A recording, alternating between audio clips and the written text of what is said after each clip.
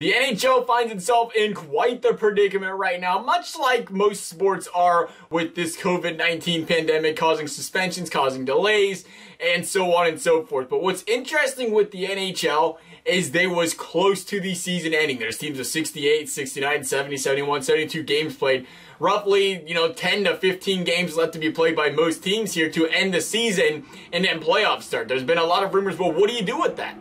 What do? You can't, if you want to instill integrity into the game, what do? Because you can't just jump straight into playoffs and say, oh, okay, Blue Jackets make playoffs, Islanders miss. By the way, the Blue Jackets played 2 more games than the Islanders did. They played the same amount of games, and the Islanders would have won 1 more game. Guess what? They would have made playoffs. So the integrity is out the door if you jump straight into playoffs because of scenarios exactly like that. Because at the same time, flip the coin over. You can't say, well, the Islanders have less games played than the Blue Jackets, so let's go by winning percentage then and say the Islanders should make it. Well, no. Why is that the wrong answer? Because if the Islanders would lose these next 2 games, the Blue Jackets make the playoffs. So you can't go from either side of the coin of going and saying, let's just jump into playoffs and call it an integrity-filled season, to say the least.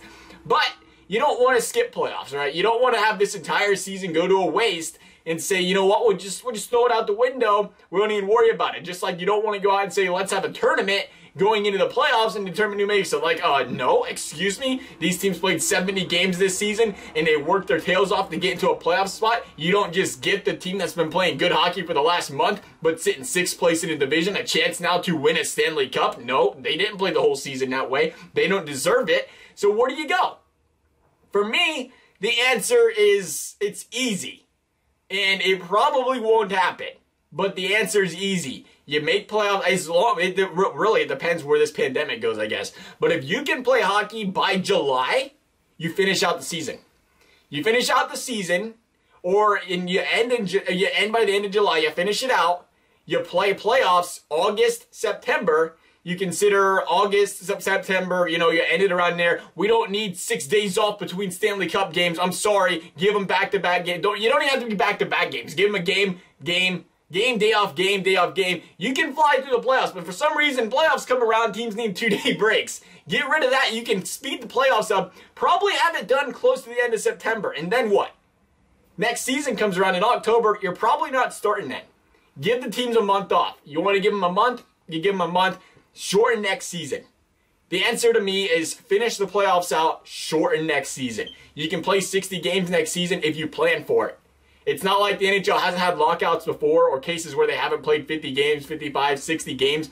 At least if you shorten the season ahead of time, they still get the off season, not a very long one, they still get the off season, but you can go out and then create the schedule properly to where you say, well, you still play this many teams in a division. Maybe you play the guys out west less, whatever it is. But that's what's crazy about ending the season now, or whatever you want to get every team to 75 games. You want to get everybody to 75 games this year and then do playoffs.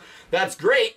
But it's, again, a difference of competitive balancing where you may have played your division rival, I don't even know, maybe you played the Bruins 1 time all season, not the case, and you played everybody else in your division 4 times already, or whatever it is.